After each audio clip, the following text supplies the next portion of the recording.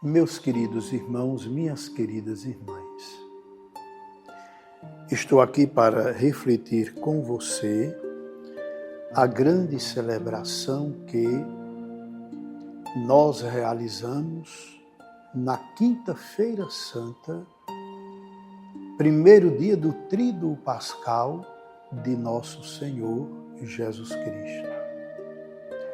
Na Quinta-feira Santa temos duas celebrações, uma realizada, presidida pelo bispo diocesano, com todo o seu clero, na catedral, e a outra celebração é presidida pelos padres em suas paróquias. Naquele dia, pode ser à tarde ou à noite, claro, depende muito da questão pastoral de cada paróquia. Esta segunda celebração também é presidida na parte da tarde pelo bispo diocesano na sua catedral, que é a igreja própria do bispo diocesano. A Quinta-feira Santa é exatamente o dia que Nosso Senhor, celebrando a despedida com os seus discípulos, sabendo ele da Sexta-feira Santa tudo o que iria acontecer, ele então faz uma ceia-refeição e ali, tradicionalmente, a tradição que aqui é com T maiúsculo, nós classificamos como aquele primeiro momento que é a primeira Santa Missa que Nosso Senhor realizou com os seus discípulos. E ali ele instituiu o sacramento da sua presença real no pão e no vinho consagrados. E logo em seguida ele outorga, institui aos seus discípulos a autoridade sacerdotal, conferindo-lhes assim o seu próprio ministério, para que eles também possam fazer o mesmo, isto é, presidir esta ceia sagrada, que é a antecipação. Ele condensa naquela Santa Ceia tudo aquilo que vai acontecer na Sexta-feira Santa, que é a sua morte de cruz. Sua vida entregue por nós, seu sangue derramado por nós. Então ele institui na Quinta-feira Santa o sacramento da sua real presença na Eucaristia, no pão e no vinho consagrados, e institui também o sacerdócio ministerial. Façam isso em memória de mim até que eu venha, até quando eu voltar. Meus irmãos, minhas irmãs, exatamente por ser o dia da instituição também do sacerdócio, o bispo diocesano, na Quinta-feira Santa, no horário da manhã, é o horário mais comum nas dioceses, reúne todo o seu clero, todos os padres, para a renovação das promessas sacerdotais. Tem a Santa Missa, e nesta mesma Santa Missa tem também a bênção dos santos óleos do batismo, da crisma e o óleo dos enfermos. Fora da catedral, o bispo diocesano se paramenta juntamente com todo o seu clero e com aqueles que vão estar no serviço do altar, da palavra e da Eucaristia, a serviço ali da liturgia sagrada. Então começa a grande procissão. Todos os padres, diáconos, seminaristas, que estão se preparando também para o ministério sacerdotal, estão fazendo exatamente essa preparação intelectual e também de oração, de uma vida doada, entregue a Deus para o serviço do povo de Deus. Então, estão todos ali a serviço do altar do Senhor. O bispo, como pastor, está ali com o seu báculo, sinal do seu pastoreio, e a sua mitra, sinal da sua presidência, e ali em procissão todos adentramos a catedral, que neste dia o povo de Deus se faz presente de forma assim, muito eloquente pela presença numerosa, bonita do povo de Deus. Chegando ao altar, todos os padres beijamos o altar, que já significa ali sinal do Cordeiro. Por fim, chega também o bispo, beija o altar.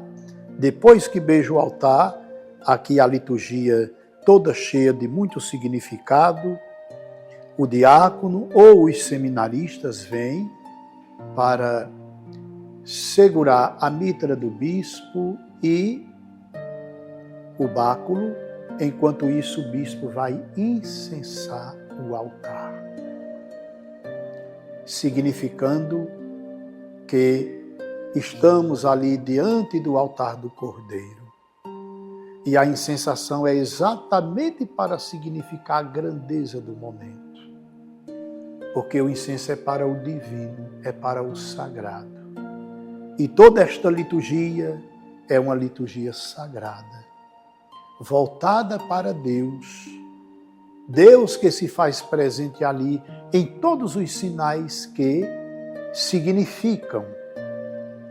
Presentes ali no altar, presente no ambão, a palavra, presente no próprio sacramento da ordem, cada padre e também o bispo diocesano e o povo de Deus batizado. Tudo ali é sagrado. O próprio templo, a catedral, é sagrada porque foi consagrada a Deus exatamente para o serviço de Deus, da santificação do povo de Deus. Então, tudo ali é sagrado.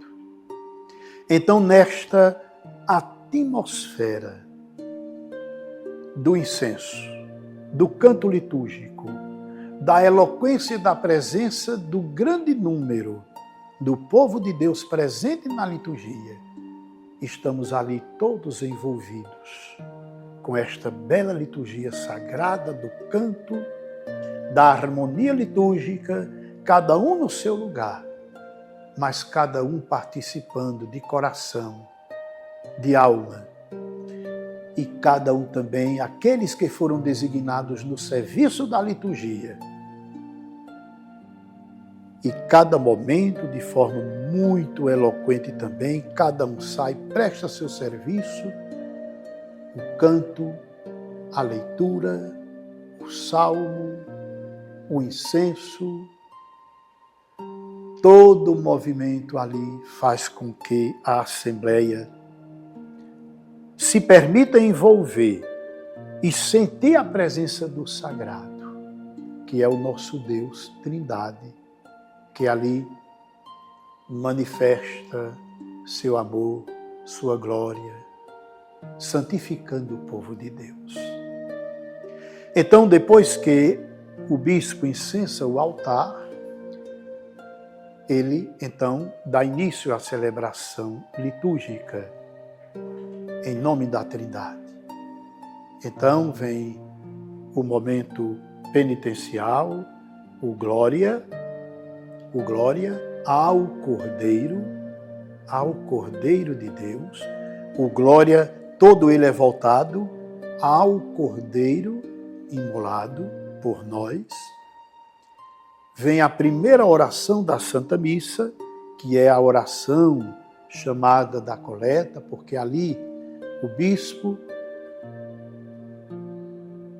coleta todas as intenções, acolhe todas as intenções do seu clero, a sua própria e da Assembleia e apresenta a Deus.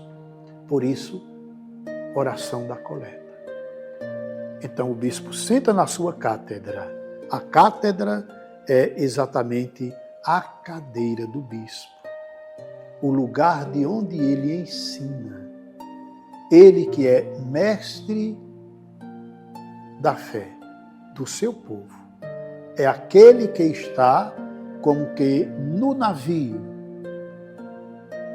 conduzindo o navio. Então é ele que tem exatamente a palavra para ministrar para o seu clero e também para todo o povo de Deus, para todos os seus diocesanos. Então vem a leitura da palavra de Deus, a primeira leitura, geralmente do Antigo Testamento, segunda leitura de uma das epístolas de um dos apóstolos, também geralmente do apóstolo Paulo, e depois o Santo Evangelho.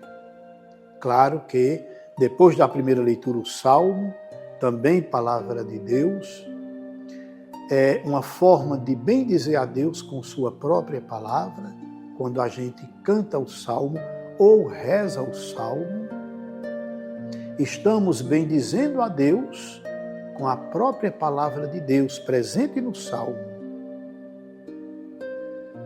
Depois da segunda leitura, então vem o canto de aclamação ao Santo Evangelho.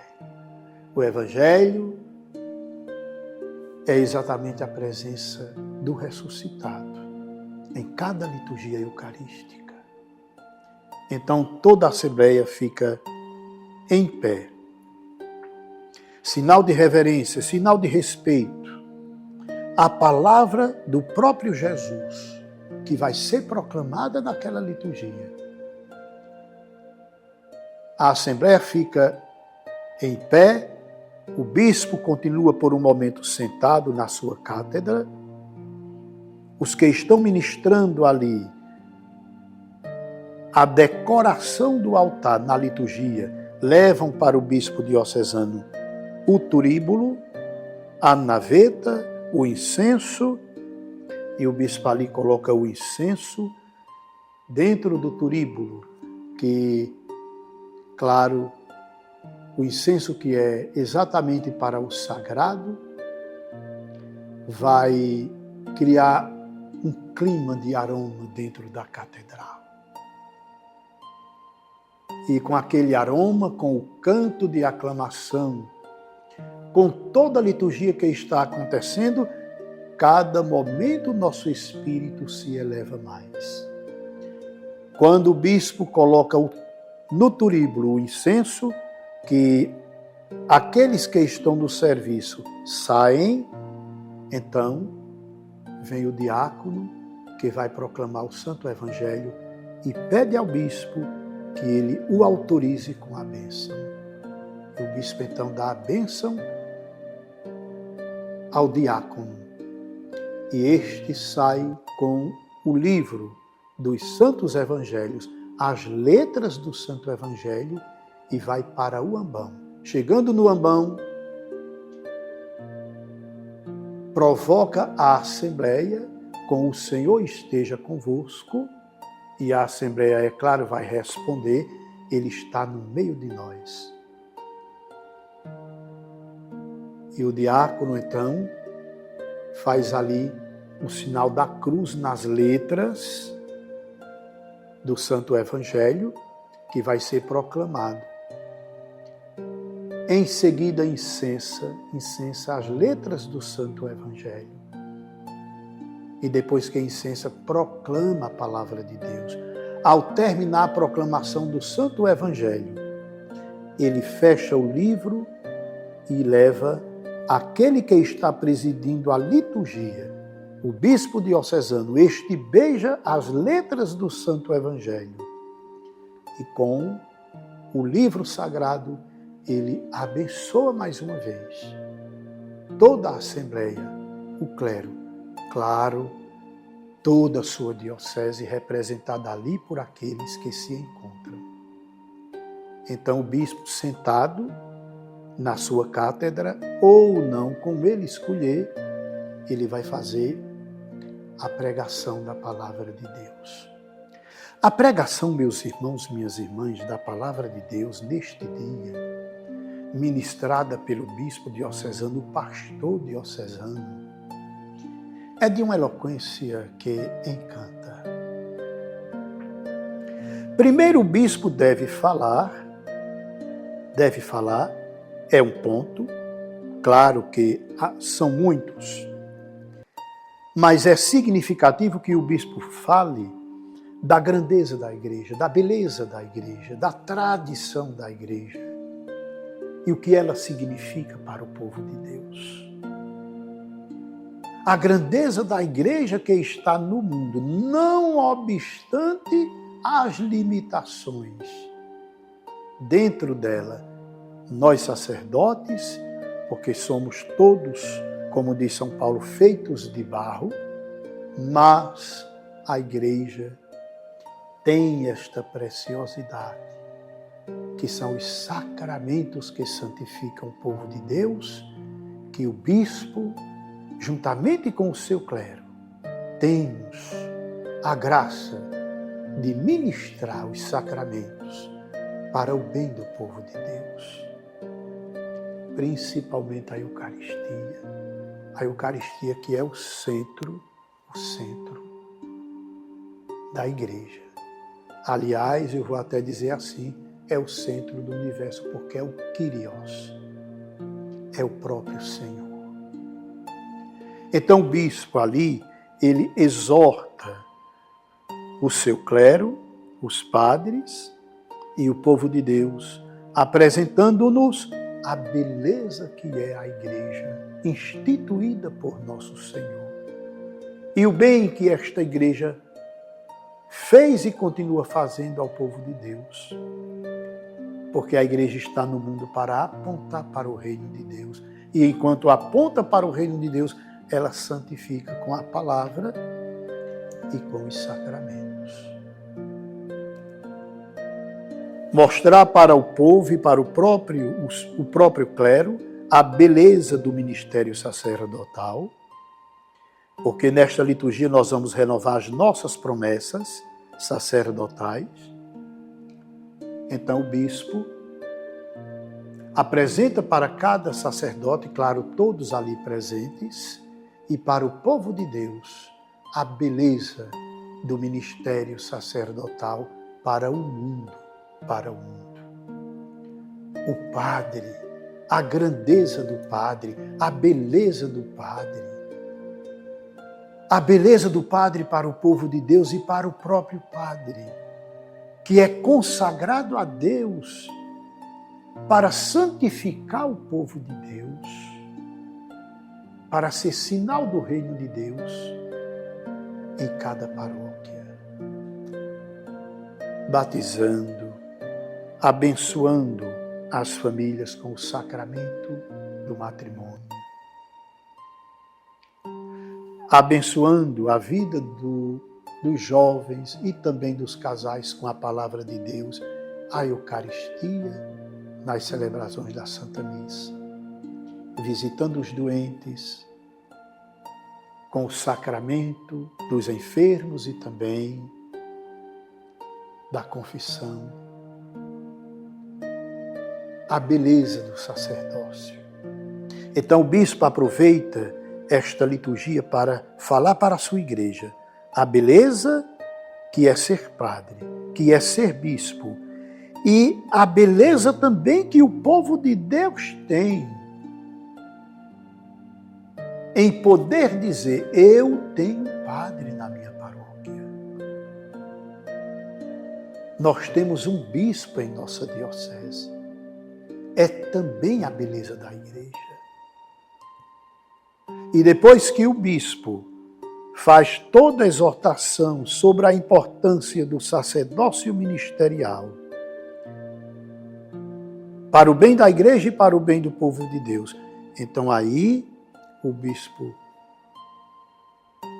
vai juntamente com o seu clero renovar as promessas sacerdotais. Então o clero ali, diante do bispo, o bispo dirige ao clero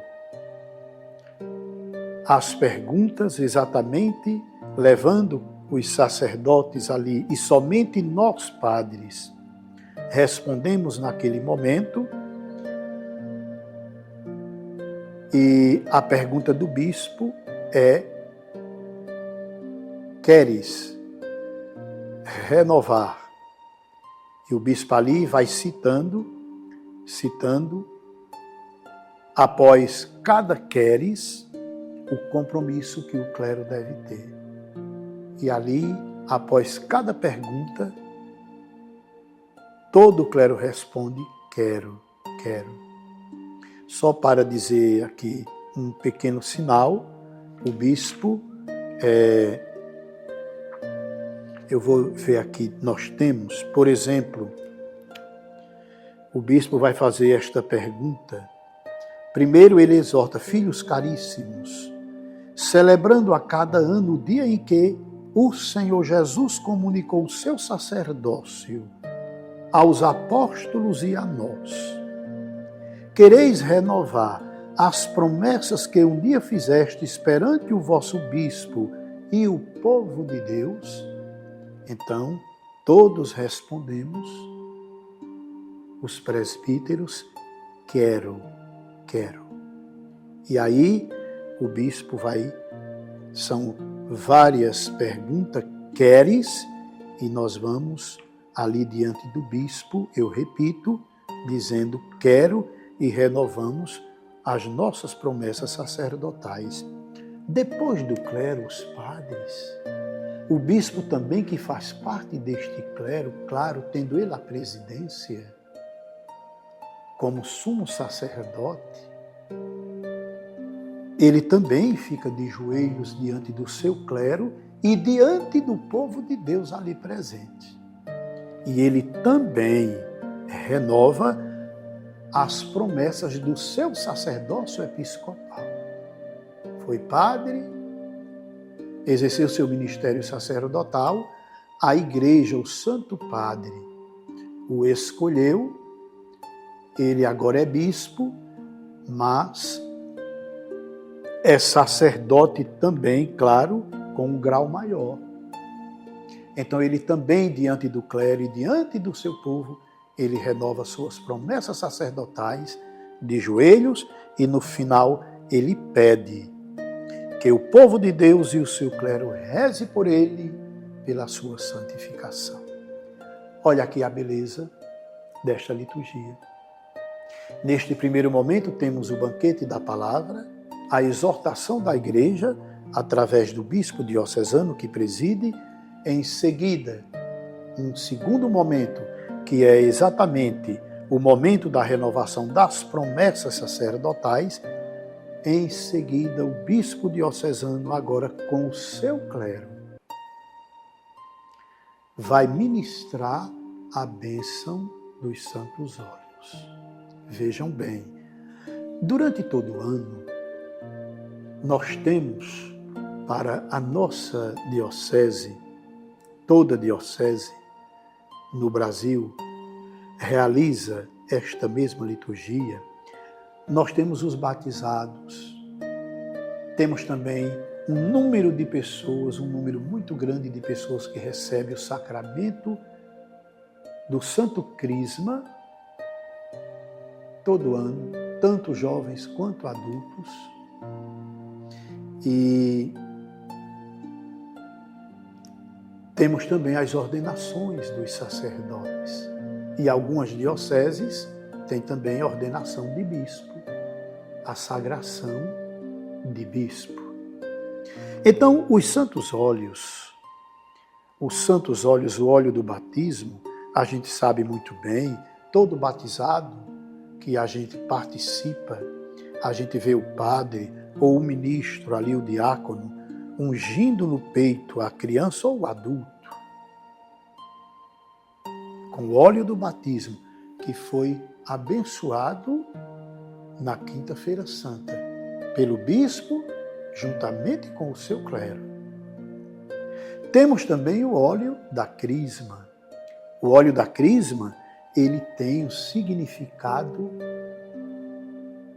muito grande na igreja e muito mais largo. Permita-me dizer assim. Além de servir também para o batismo, porque depois do batismo, aquele que foi batizado é ungido na testa, sinal de consagração, mas o óleo da crisma, ele é usado para crismar os jovens e os adultos e na ordenação sacerdotal. Quem já foi a uma ordenação vê aquele momento que o diácono que está sendo ordenado sacerdote se dirige ao bispo, coloca suas mãos diante do bispo que o ordena e o bispo unge as mãos do sacerdote para que ele seja aquele que abençoa, aquele que consagra, aquele que absolve os pecados do seu povo, aquele que tem a missão de santificar. E as mãos do sacerdote são usadas exatamente para a santificação do povo de Deus. Eu tenho um livro aqui muito antigo, acho que foi escrito nos anos, foi em 58 ou 60. Este livro, ele é composto só de poesias a respeito do sacerdote. E lá tem poesias belíssimas, falando a importância, o significado, a grandeza das mãos do sacerdote. O poder que tem, Então, o óleo do crisma é usado para ministrar o santo crisma aos jovens e aos adultos. Na ordenação do padre, as mãos do novo sacerdote são ungidas pelo bispo que o ordena e o padre que é escolhido para ser bispo no dia da sagração episcopal, eu nem sei dizer se ainda se chama sagração episcopal, mas na ordenação do novo bispo, o óleo não mais nas mãos. Essa parte já foi feita na ordenação sacerdotal. Agora o óleo é derramado e é bonito. É bonito porque na ordenação do padre, o bispo unge seu dedo ou sua mão e passa na mão do padre, mas na ordenação do bispo vem um vaso, trazem um vaso com óleo do crisma e é derramado o óleo do crisma na cabeça daquele que está sendo consagrado pastor de uma diocese, que é o bispo que está sendo ordenado ou sagrado, o padre que está sendo sagrado ou ordenado bispo para uma nova diocese. Então veja a beleza da Quinta-feira Santa, tudo dentro de uma única liturgia. E temos, por fim, o óleo dos enfermos. Cada óleo tem uma oração própria, específica, para a sua consagração. O óleo dos enfermos, claro, é o óleo que nós, padres, usamos para visitar os doentes, ou mesmo na igreja, darmos o sacramento dos enfermos, aqueles que